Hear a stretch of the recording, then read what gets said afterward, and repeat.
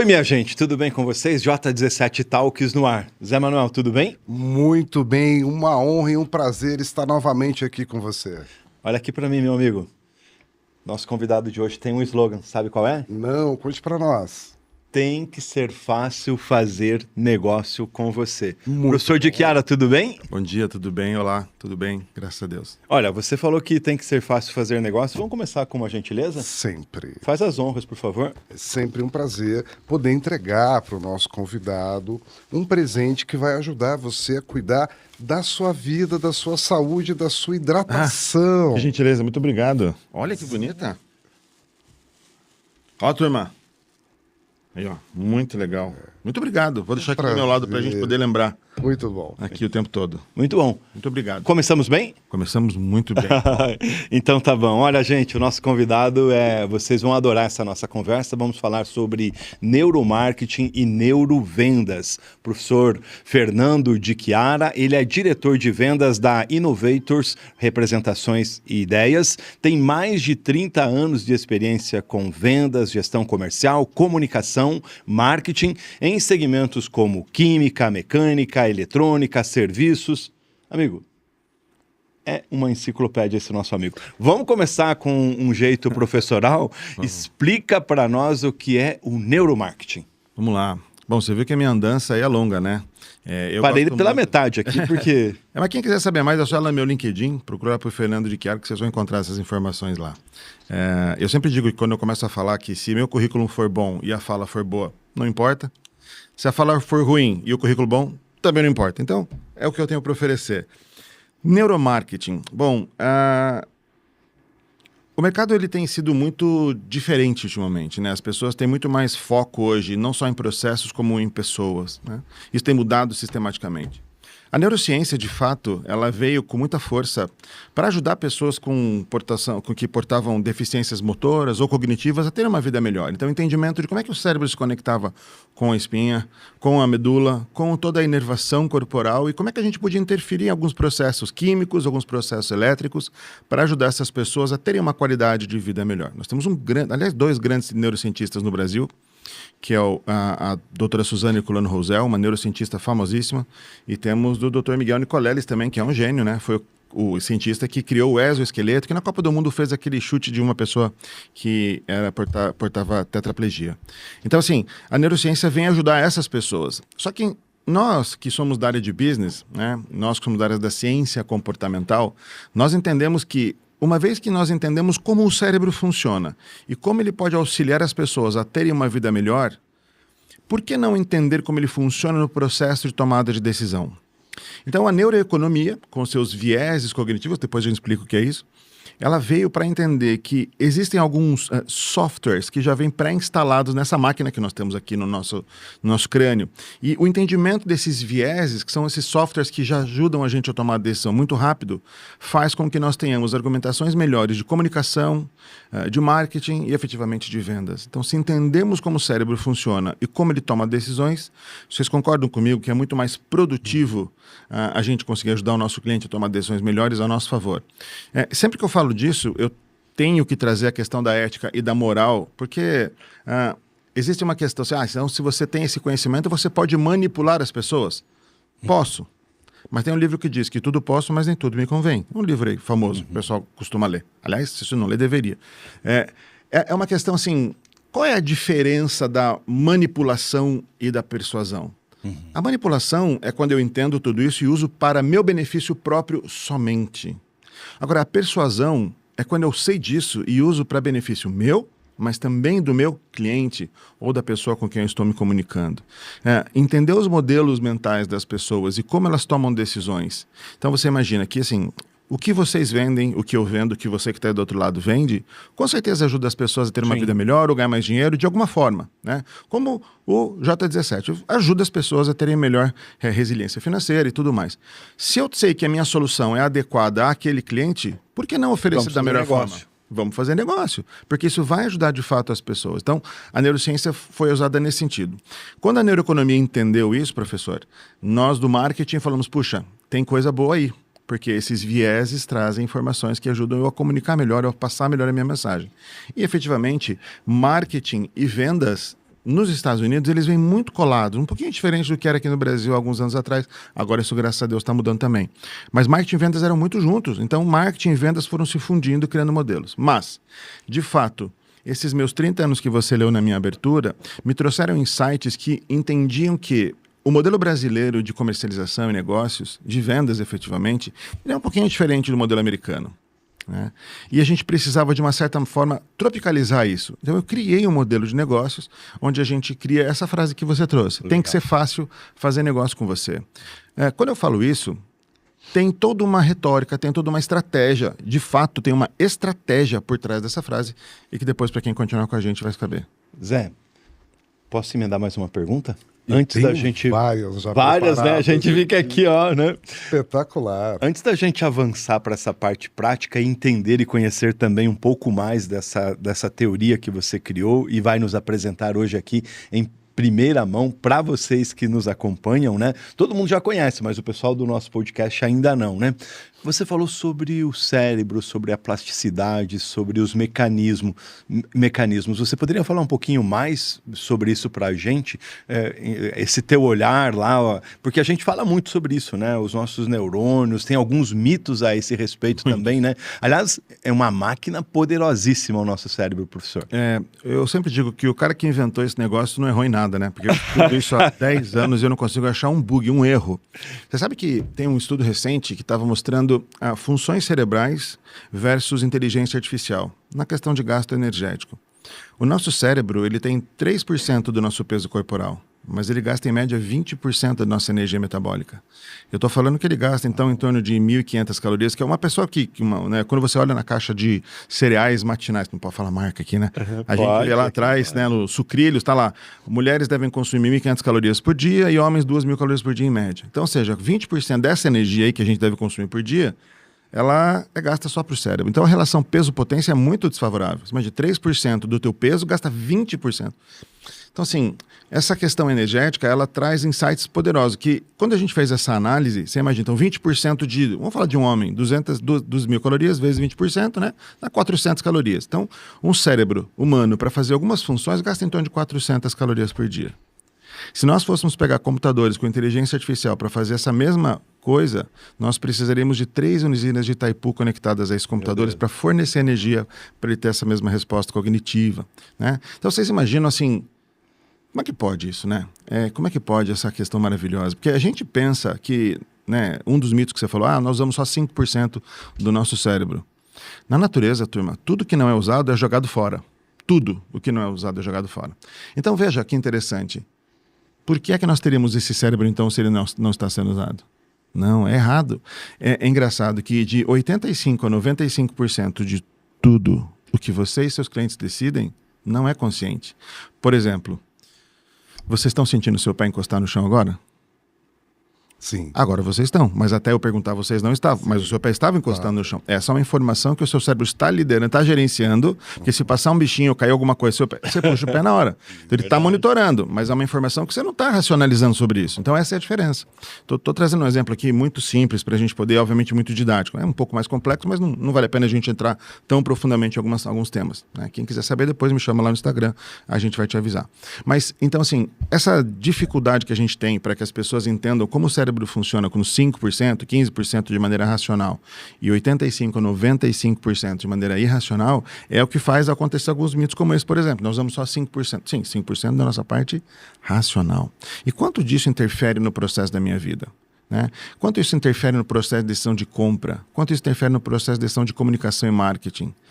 O pessoal tem alguns mitos, por exemplo, eu perguntei se eu podia ser siciliano aqui, turma, no começo do podcast, então ele falou podia. Então, por exemplo, nós temos o funil de vendas mais consagrado do mundo, que é o AIDA, atenção, interesse, desejo e ação, certo? Sim. Errado, esse funil não funciona, ele foi criado por uma agência no século de propaganda, não menosprezando, trabalhei 10 anos em agência, mas no século passado, e as pessoas ainda usam como uma verdade, depois de tudo que nós aprendemos ao longo desses últimos 100 anos, vamos pensar assim, ainda usam esse mesmo funil de vendas. Nós não damos atenção para aquilo que não temos interesse.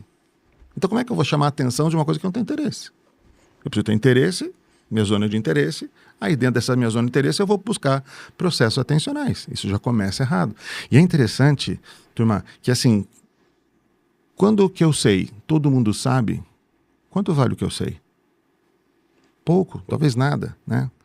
Agora, quando o que eu sei ninguém sabe, quanto vale o que eu sei? Então, pois é, comoditização da informação. Então, assim, por que todo mundo acredita no AIDA? Porque todo mundo acredita no AIDA. É só por isso. Ao longo dos anos, muitas metodologias e técnicas surgiram e saíram. Sim. Mas muitas técnicas que foram muito boas quando da sua criação ainda são consideradas como absolutas hoje. Eu tive o prazer de ter aulas com Mike Bosworth, aprendendo sobre Solution Selling, depois Customer Centric Selling. Tenho uma paixão enorme pelas diferentes metodologias. Aí vem o Spin Selling, depois vem Aaron Ross, e aí nós temos mais uma série de outras variáveis. E uma coisa que ficou muito clara para mim, liderando vários processos de geração de demanda para diferentes funis, para diferentes segmentos, não é apenas que cada metodologia deve ser adaptada para aquele perfil de negócios e clientes. Até porque, por exemplo, o Solution Selling, ele é uma releitura que considera o processo de vendas alinhado ao ciclo de compras. Então, como é que alguém compra um produto? Então, eu vou conduzir o meu processo de vendas a partir do princípio de compra para poder gerar aderência. E é assim. E isso ainda é tido como verdade hoje. Lembrando que o comportamento muda o tempo inteiro, as empresas mudam, os processos mudam, as gerações mudam. Então, é muito importante extrair alguns elementos do AIDA, do Solution Selling, do Spin Selling, mas eles, da forma que foram concebidos lá atrás, eles hoje não são tão aderentes assim. Então, nós temos processos, pessoas, e aí envolve talento, e sistemas. E aí nós temos vários, né? Podemos falar dos CRMs mais simples até as ferramentas mais bem integradas. Tudo isso requer bastante disciplina. Aí a pergunta que eu faço é, ignorando tudo isso, tem o cara que consegue vender na raça? O que vocês acham? Tem aquele que é bom de lábia. Boa. E lembra da época da Fórmula 1 dos anos 90, que nós tínhamos o Piquet, o Nigel Mansell, o Damon Hill, eu adoro Fórmula 1, claro, Nelson Piquet. Vocês lembram? Alan Prost. Alan Prost, é verdade. E eu queria dar foco no Nigel Mansell. Qual era o apelido dele na época da Fórmula 1? Idiota Veloz. Por quê? Ele corria muito, ele era muito talentoso, mas ele não tinha técnica. Ele quebrava. Batia muito. Batia, o carro dele pegava fogo, vocês lembram disso? Sim. Então ele conseguia ter baixa regularidade. Em vendas, o professor depois me confirma, eu não preciso ser campeão de vendas todos os dias. Eu preciso ter regularidade. E aí eu vou ter uma colheita saudável todos os dias. Se eu não tiver regularidade lá na geração de leads, na qualificação, na nutrição, nos processos de negociação, se eu não tiver regularidade, eu vou ter espasmos.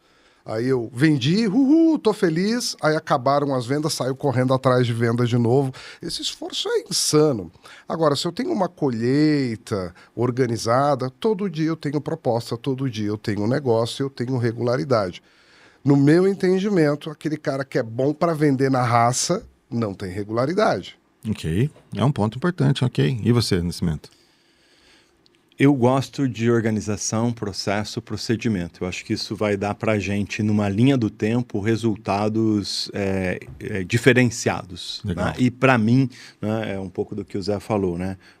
Olhando para quem vende como é que eu tenho planejamento, como é que eu tenho produto para ser ofertado, como é que você falou muito sobre esse match, sobre essa conexão, né, do cliente e do vendedor, como é que a gente tem essa percepção? Eu já tive uma situação de um vendedor que é sensacional, foi em Maringá, eu trabalhava numa empresa e levei ele para apresentar telefonia para a companhia onde eu estava. E ele chegou, ouviu a nossa demanda.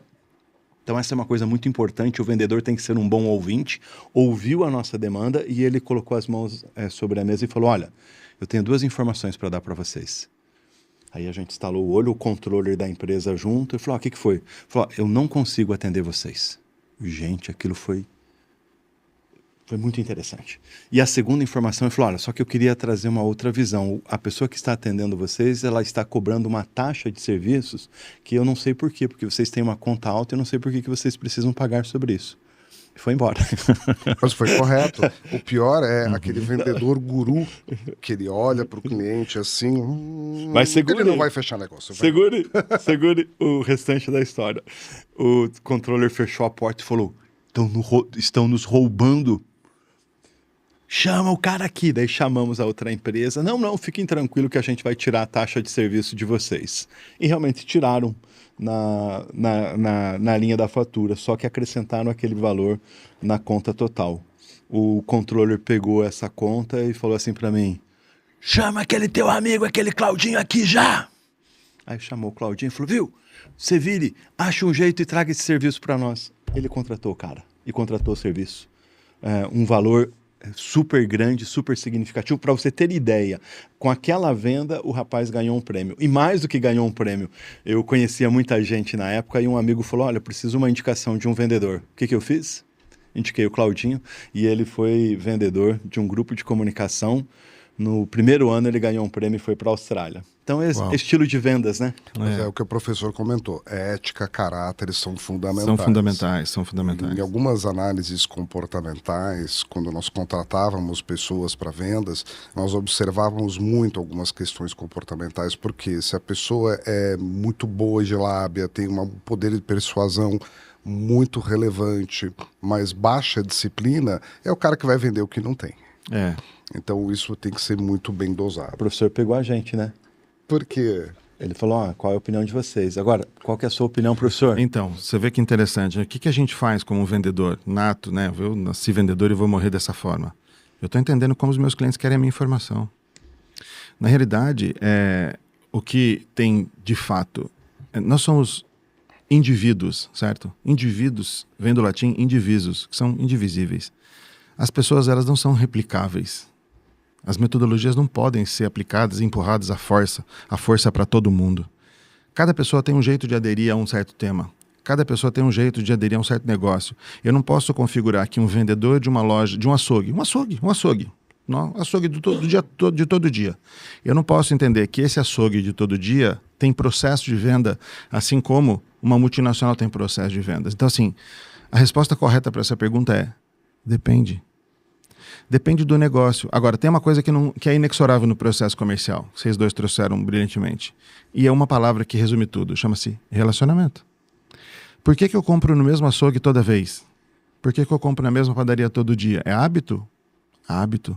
Isso é uma compra por padrão. Então, assim, eu já sei que lá eu conheço todo mundo, já sei que a carne que eu quero está pronta. Assim, são compras que eu mantendo um relacionamento saudável e honesto, claro, calmo, transparente, seguro com o meu cliente, ele vai voltar naturalmente. Agora, numa questão de uma multinacional, uma compra B2B, que é business to business, uma negociação entre empresas com um ciclo de venda extremamente alongado. Por exemplo, eu trabalhei numa empresa onde o nosso ciclo de vendas era de 2 anos. Uau. Como é que você fica 2 anos trabalhando para tirar um pedido, para fazer uma venda? Só que quando vinha a venda, o pedido era $40 milhões. E aí? Então, como é que eu faço para ter técnica nesse processo versus ali?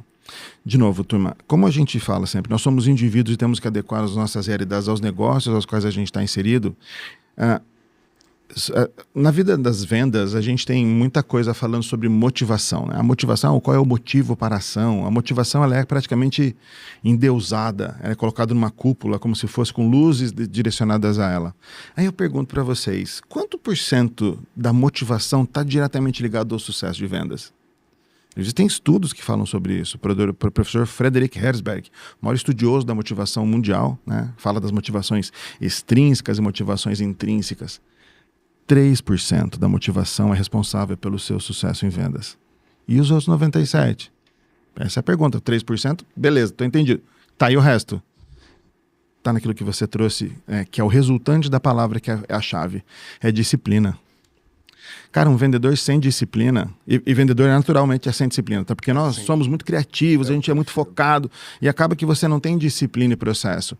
E mais do que isso, hoje menos, mas ainda assim, há uma visão muito de que você está sendo policiado por ser disciplinado pela sua gestão de vendas. Então, assim, quando a gente perdendo tempo, né? Não é só o perder tempo. É também, mas assim, quando você fala de Aaron Ross e o livro Receita Previsível, depois ele tem o Hipercrescimento, são livros extraordinários, recomendo a todo mundo que os leia, para você entender o novo processo comercial e vendas. Eu tenho 50 anos, faço 51, 9 de agosto, mas sou vendedor há 30. Eu prospectava, eu buscava cliente, eu trazia cliente, eu fazia venda, eu fazia desenvolvimento, negociação, fechamento, entrega, pós-venda. Eu fazia todo o processo. Já veio o Warren Ross, quando trouxe uma venda um pouco mais digital, e falou, não, peraí, você faz só pré-vendas. Você faz negociação. Daí teve social selling, onde você é o farmer e outro é o hunter. Começou a dividir muita coisa. Todo o processo. Por quê? Por que isso? Porque vendas é de fato muito complexo. Então, não é fácil vender, é difícil pra caramba. E quando eu falo tem que ser fácil fazer negócio com você, eu trabalho, turma, pra quem que eu trabalho? Pra quem é a paixão da minha vida? Quem é o meu foco? É o cara que tá capaz debaixo do braço. Porque a vida desse cara é dura pra cacete. É muito dura a vida de um vendedor. E aí você tem que cobrar do cara um CRM. Ele fica brabo com você, fala assim, pô, mas eu tenho que ficar na rua porque eu tenho que vender, eu sou metrificado por vendas, aí eu fico aqui fazendo relatório e não estou vendendo. Daí você reclama que eu não... Entendeu? A gente enclausura isso e não pensa no resultado final. Então, uma boa estrutura de vendas ajuda o melhor e o pior dos vendedores até um pouco mais uma taxa de sucesso mais acurada. Essa visão policialesca que a gente tem de nossos gestores, quando somos pessoas de vendas, é assim, tá, você quer que eu fique fazendo CRM para quê? Para saber se eu estou fazendo e onde eu estou fazendo? Então olha o meu resultado. Tá, mas o teu resultado não está do jeito que eu queria. Não, mas é porque também você, não, sabe, entra numa briga. Então vamos lá. Todas essas técnicas, todas essas táticas, todas essas estratégias, elas são fundamentais. Porque vai ter momentos em que você vai pensar uma técnica de Neil Hackman, vai ter um movimento onde você vai pensar uma técnica de Aaron Ross, porque você tendo um repertório de conhecimento, isso vai te ajudar em várias fases da sua vida, várias fases dos seus negócios, várias fases dos seus clientes e várias fases da vida profissional onde você está inserido. Então, assim, o conhecimento técnico ele é fundamental, mas a gente nunca pode perder a visão humana dessa coisa. Você falando, né, eu lembrei da questão prática. Tem situação que você vai ter que tratar o seu cliente com conversa, com diálogo, com paciência e amor, e tem momentos que você vai ter que chegar para ele e literalmente dar uma trucada. Mas sempre haverá amor. Sempre haverá amor, Nascimento. Por quê, cara? Vendedor, ele é devoto do cliente. Pra gente, é impossível não fechar negócio. E se for para você aceitar que não fechar um negócio, tá tudo bem, você não é vendedor. Porque a paixão, ela é incontida, tanto para o processo comercial quanto pelo nosso cliente. O foco, você falou do customer centers, né? O foco do vendedor está no cliente. E é de fato isso. Como assim não pode? Como assim não dá? Então, quando acontece algum processo num supply chain de uma cadeia produtiva, por exemplo, de uma indústria, de uma empresa, e o cara fala, não vou conseguir entregar teu produto no dia tal, e você passou uma previsão de vendas, é legítimo você ficar puto e não brabo, porque o vendedor não fica brabo, ele fica puto. Não é possível. Por quê? Porque isso vai atrapalhar a vida do meu cliente. Então sou eu quem estou oferecendo o meu rosto para o meu cliente. Como assim não? Essa paixão, mesmo nesses momentos de mais dureza, pero sin jamás perder la ternura, mesmo nesses momentos de uma negociação um pouco mais dura, um conflito um pouco mais acurado e mais assertivo, tem que ter amor. É justamente essa insatisfação que nós vendedores temos por não poder atender plenamente o nosso cliente é que gera na gente esse compromisso de estar sendo o mais disciplinado e entregar a melhor informação. E o vendedor, ele possui paixão.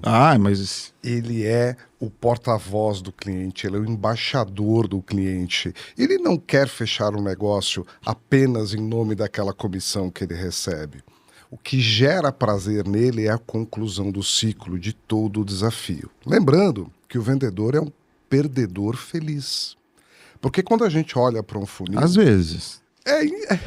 Quando a gente olha para um funil, entram 10 contas lá em cima e pingam uma ali embaixo apenas. Quer dizer que ele perdeu 9? E quando ele fecha uma, ele está feliz? Sim.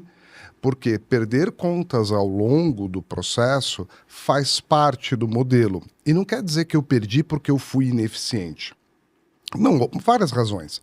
Não houve aderência, não era o momento de compra do cliente, a oferta não estava adequada, o timing, uma série de coisas. Mas quando aquela que pingou fecha, ele fica super feliz. Sim. O vendedor que tem talento, aliado a métricas e controles muito adequados, que fornecem ferramentas para enaltecer aquele talento, ele é um cara de altíssima performance. E aí, mais longe, para certos produtos, certas ofertas, um processo padronizado vai funcionar bem. Sem dúvida. Ainda que fatiado. Mas para vendas consultivas, por exemplo, o processo ele tem que ser construído conforme o perfil do cliente, o timing dele, o modelo de aquisição que ele está fazendo uma cotação, uma RFP, enfim, você é o único vendedor que existe com aquele produto. Há N razões. Ela é uma ciência complexa, não se trata apenas de lábia Absolutamente não. técnica. Absolutamente não. Tem muita ciência envolvida. Absolutamente. Então, cada processo, cada ferramenta, ela é absolutamente necessária, devendo ser customizada. E aí vem um ponto que eu defendo muito. O marketing, ele precisa gerar visibilidade da marca, da empresa, para que ela seja desejada e dessa forma, então, gerar os leads com uma boa reputação. O marketing precisa ser retroalimentado com o perfil daqueles leads em relação à pós-qualificação para entender a sua aderência, ou seja, o marketing está gerando leads adequados no mercado correto, no time certo, com o desejo necessário. E ao longo do processo de vendas, o marketing precisa, e aí o professor falou de forma muito assertiva como esse entronismo do marketing com vendas hoje é mais do que inseparável. Sem dúvida. Porque ao longo do processo de vendas, o marketing deve continuar nutrindo aquele cliente de informações, desejos e mensagens complementares, além de fornecer todas essas ferramentas. Então, um misto de pessoas competentes, processos adequados, que devem ser flexibilizados conforme o negócio, e sistemas que podem ajudar, são absolutamente necessários para potencializar a performance do vendedor, não para controlá-lo. Eu não quero um relatório para saber das suas visitas de hoje, para saber se você realmente passou muito tempo na padaria ou se você realmente estava fazendo visitas. A gente quer aumentar a sua performance. E isso é invariável. E tem mais uma coisa, né? Eu concordo plenamente com o que você disse, só que assim, qual é a única função de um gerente de vendas? Porque o gerente de vendas tem uma única função. Fechar a meta. Não. Não? Não. Não é fechar a meta. Veja, fechar a meta é uma das atividades que ele tem, mas não é a função dele. A função dele é preparar um time totalmente para que o resultado de fato aconteça. Ele tem que ser um grande facilitador. É isso. Essa é a chave. O gerente de vendas não é um cara que é controlador, ele não pode ser um cara controlador. Claro, se você tiver um time difuso, você vai ter que ter algumas pessoas que você vai ter que colocar um controle um pouquinho mais assertivo. Mas se você tiver a capacidade de separar teu time em sênior, pleno e júnior, só para fazer uma separação assim muito básica, ok, os júniores precisam de um pouquinho mais de controle, um pouquinho mais de instrução, gasto de um pouquinho mais de tempo para que ele possa se tornar um pleno e então se tornar um vendedor sênior. Mas assim, quanto tempo hoje os gestores passam treinando seus times? Cara, é um absurdo. Ele vai dizer que não tem Pouco tempo. ou nada. Não. O número é quase que negativo. Quase que negativo. E aí, assim... Falta muitas vezes talento para poder desdobrar isso para diferentes situações. Falta muitas vezes interesse de todos os lados. Sempre há uma desculpa. Sim. E o que me deixa muito assustado em todo esse processo, quando a gente fala de vendas consultivas, onde eu saio daquele treinamento e daquele método convencional para o funil inteiro e faço um drill down, ou seja, um mergulho profundo em cada conta. Porque eu preciso estar liderando o processo naquela conta. Porque se eu não estiver liderando, o cliente estará liderando e conduzindo o processo e dizendo o que eu tenho que fazer. Ou algum concorrente. Então, eu estou à frente. Eu sou uma das melhores opções. Em que momento do processo de compra aquele cliente está? Ele está avaliando as necessidades, ou ele já tomou as decisões e está verificando as alternativas? Ou dentre as alternativas ele agora está avaliando os riscos que cada fornecedor... Eu preciso entender e preciso, como sênior, em compreender esse momento do cliente, de cada cliente, olhando o funil inteiro e ajudar o meu vendedor com as mensagens, informações, artefatos necessários para que ele consiga cumprir cada uma das etapas com sucesso. Mas isso não acontece. Não acontece. E assim, a palavra ajudar, eu particularmente, assim, do ponto de vista corporativo, e quando eu falo corporativo, não é da multinacional, não. Corporativo é tudo que tem a ver com o CNPJ. Ajudar não é a melhor palavra, é colaborar. Colaborar, laboro, trabalho, conjunto. Vamos trabalhar junto. Qual é a colaboração do teu time? A gente falou de uma palavra aqui que é muito conflitante na minha vida profissional, que é a tal da comissão, né? Eu sou vendedor e detesto comissão. principalmente no ponto de vista de formação de times. Como assim não paga comissão? Cara, tem vários estudos. Tem um livro chamado A Incrível Ciência das Vendas, do Luiz Gaziri, que, aliás, recomendo muito que vocês o tragam aqui. Se já não trouxeram, não sei. Nosso prefaciador do Entre Drones e Dinossauros. Aliás, você foi convidado. Eu não tinha condição técnica. Calma. Técnica, tempo. Eu estava em Dubai naquela época. Eu não podia atender vocês. Você está sendo convidado para a terceira edição. Ah, que legal. Então, legal, vamos organizar. Vamos como a gente vendedor faz, né? Vamos organizar. Joga, né? Ó, então, a gente entende a primeira, a segunda, mas na terceira a gente sabe que você estará conosco trazendo esse tema que é muito importante, né? Quando a gente fala de neuromarketing, especialmente, tem uma confusão no mercado sendo feita, tem uma fusão com outras ciências e com o pessoal da Gurulândia, né, sendo feita. Então é muito legal quando você vem trazer para a gente esse esclarecimento do neuromarketing, especialmente da neurovendas. Tem que ser fácil fazer negócio com você ou comigo. O que você quer passar com essa mensagem? E, olhando isso de forma prática, quem é esse vendedor eficaz, efetivo, de resultados? É um vendedor com o qual o cliente faz negócio fácil com ele. Mas quando eu falo isso, e por que da comissão que eu falei, né, resgatando esse assunto? Porque vocês concordam comigo que a venda efetivamente não depende só do vendedor? E por que o vendedor é o único penalizado, que o salário dele é uma porcaria e o resto do ganho tem que ser feito com comissão? O cara do financeiro trabalha menos porque ele não ganha comissão ou participação no negócio, ou ele trabalha direitinho? Quem faz a entrega. Recursos humanos, produto, RH, ADM. É um conjunto, né? Todo mundo. Por que o vendedor é o penalizado dessa história toda? Por quê? Por que é que eu tenho que... Se você pensa que um vendedor ele ganha 2 mil de salário fixo, mais 8 mil por mês de comissão, se você perguntar para esse cara qual é o teu salário, o que ele diz? 10 mil ou 2? 2. Porque 2, o 8 é risco. Todo mês ele sai com 2, né? O 8 é risco. Já que é risco, talvez eu enfie o pé na jaca. E aí, quanta bobagem você faz? Quanta promessa você faz? Porque assim, pensa, você tem 2 barrigudinhos lá em casa para dar de comer. E o 2 não paga a conta. O 8 vai me ajudar a ter uma vida melhor. Então, assim, qual é o nível de estresse desse profissional? Flexibiliza comportamento, ética, decisões nesse meio do caminho, né? Por isso que... eu não posso ser absoluto nesse seu comentário, porque eu conheço muitos vendedores que vivem essa realidade e são extremamente éticos, extremamente positivos, né? Alguns sim, mas no meio de uma laranja, de uma caixa de laranja, sempre tem uma que estraga, né? E aí acaba, às vezes, até contaminando as outras. É uma filosofia de vida. Então, você tem que tomar cuidado com as laranjas podres que estão dentro da sua caixa. Isso é uma coisa que o gestor também tem que fazer, justamente para buscar o resultado. Tem que olhar, né? Então, assim, como que a gente pode imaginar que um cara desse dá resultado sempre, toda hora? Será que é dinheiro que, de fato, faz as pessoas ficarem numa organização? A Associação Brasileira de Recursos Humanos já respondeu essa pergunta e vem respondendo há mais de 10 anos. Não é, definitivamente, um bom salário, o salário maior ou a comissão que faz um cara permanecer no negócio por um longo período, né? Então, tem profissionais, por exemplo, eu atendo empresas do interior do Paraná e de Santa Catarina.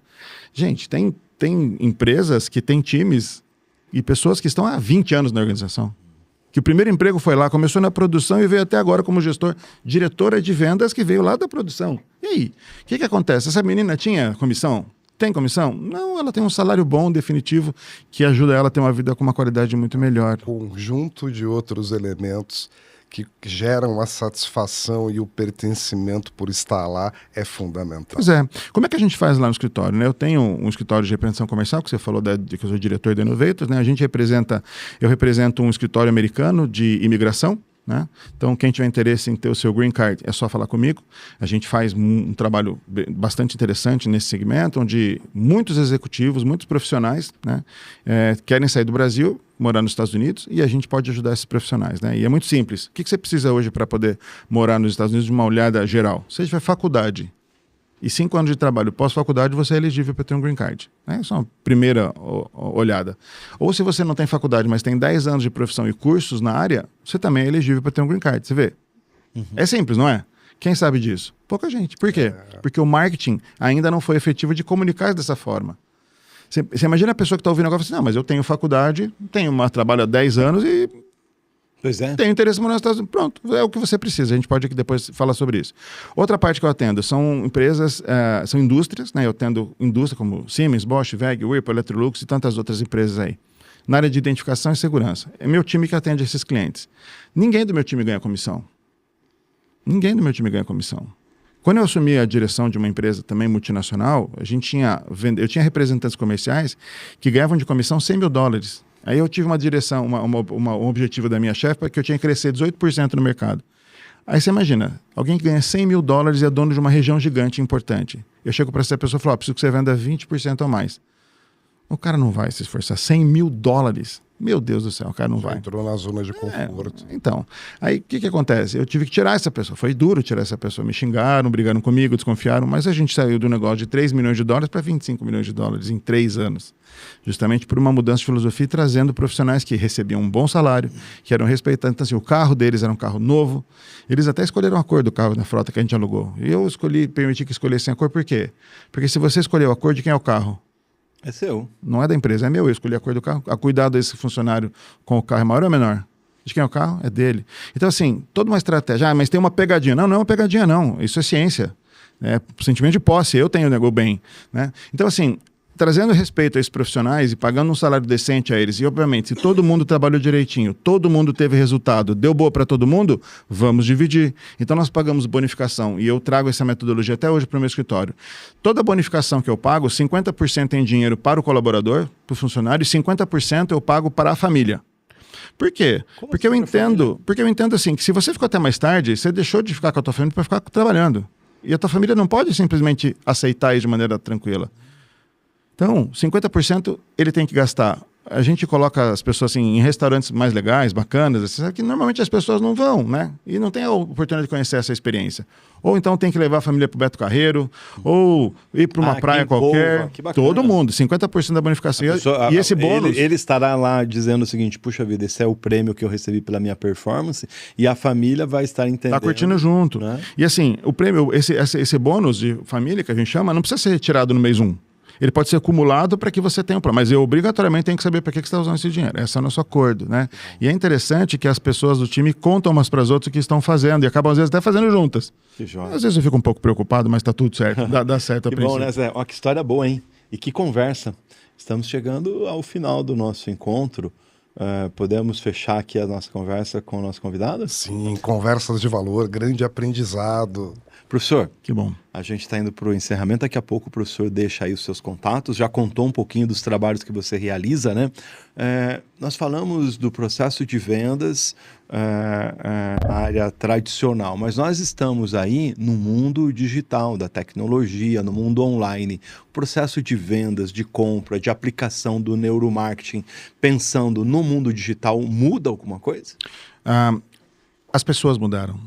E, portanto, se as pessoas mudarem, é um fator importante no processo comercial, é o 5º P dos 4 Ps do marketing lá do Kotler, né? Pessoas.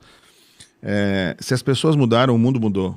O mundo não muda simplesmente por mudar. As pessoas mudam e fazem o mundo mudar. Então, o mundo digital, sim, ele acelerou muitas relações e possibilitou que você abrisse um leque de contatos muito maior do que o que a gente tinha enquanto vendas antigamente, né? Hoje, um vendedor ele pode atender nacionalmente clientes, porque a facilidade da comunicação é assim...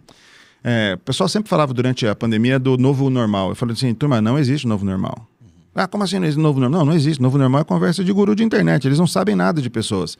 Vocês podem perceber que a hora que abrir a porteira, vai todo mundo voltar para o bar, vai todo mundo voltar a fazer reunião presencial, as reuniões vão... E o que aconteceu? Então, assim, veja, nós temos hábitos que a gente continua fazendo, mas que podem sim ser transportados para o mundo digital. Especialmente, Nascimento, Zé, pessoas que são excelentes em promover relacionamentos saudáveis são as pessoas que mais têm sucesso no mundo digital. Então, assim, trabalhe muito as suas habilidades para ser uma pessoa que se relaciona bem com as outras pessoas. Conheça, dedique-se, ganhe tempo, sabe? Perca-se medo de se relacionar com as pessoas e vai para cima, ofereça sempre o seu melhor, sempre o seu coração nas negociações. Quando eu falo tem que ser fácil fazer negócio com você, guarde, se tudo que a gente falou aqui nesse tempo todo, você guardou a frase do tem que ser fácil fazer negócio com você, é garantido que você vai ter mais sucesso. Então, se o seu cliente te procurar, já que a gente está falando de mundo digital, onde é que as pessoas vão me procurar? Vão me procurar no Google quando querem contratar um serviço. Como é que você está posicionado no Google? Não estou nem no Google. Então, esteja no Google. Se a pessoa te encontrar, qual é a informação que ela tem? É uma informação saudável? É realmente, de fato, as perguntas que elas fazem que estão sendo respondidas ali? Sim. Então, passo 2. Outra coisa, quando você manda uma mensagem, se o seu site, o seu Instagram disponibiliza que você envie um WhatsApp para aquele fornecedor, quanto tempo você leva para responder? Mas será que eu automatizo essa resposta ou não automatizo a resposta? Se eu tenho um tempo muito longo para responder as premissas de perguntas, então automatiza. Se você tem um tempo rápido, não precisa automatizar. Então são perguntas que a gente pode ir adequando os modelos de consultoria que a gente faz, ajudando essas empresas a terem melhores resultados. Lembre-se, tem que ser fácil fazer negócio com você. Tanto encontrá-lo, quanto comprar de você, quanto recomprar de você. Porque o real sucesso de vendas não está na venda, está na revenda. Por favor, meu amigo. Excelente. Professor, muito obrigado pelas suas contribuições. Eu que agradeço. Pelo rico aprendizado que nós estamos tendo nesse momento. Vendas representam uma ciência incrível, porque de fato envolvem pessoas. E nós não podemos omitir. Algum tempo atrás eu aprendi com o professor Hugh Goldrich a teoria das restrições e nós aplicávamos elas aos processos de vendas, porque principalmente ela trazia as pessoas para o centro dos processos, onde nós podíamos customizar e personalizar cada processo de vendas, e isso de fato eu percebo como ausência na principal literatura. Sem dúvida. É a teoria do elo fraco, né? A teoria do elo fraco, correto. Concordo. Então, obrigado por compartilhar todo esse conhecimento conosco. Professor Nascimento, suas considerações finais. Que legal. Zé, muito obrigado aqui pela sua participação conosco. Professor de Chiara, uma honra ter você conosco, né? Hoje eu tive aqui uma verdadeira aula no J17 Talks. Por favor, aonde as pessoas encontram você e fazem negócio com facilidade? Facinho me encontrar. No meu LinkedIn, lá Fernando de Chiara, no meu Instagram, de Chiara_oficial, ou no meu site, dechiara.com.br. Professor, mais uma vez, obrigado. E a você que nos acompanhou, um grande abraço e até a próxima oportunidade. Tchau.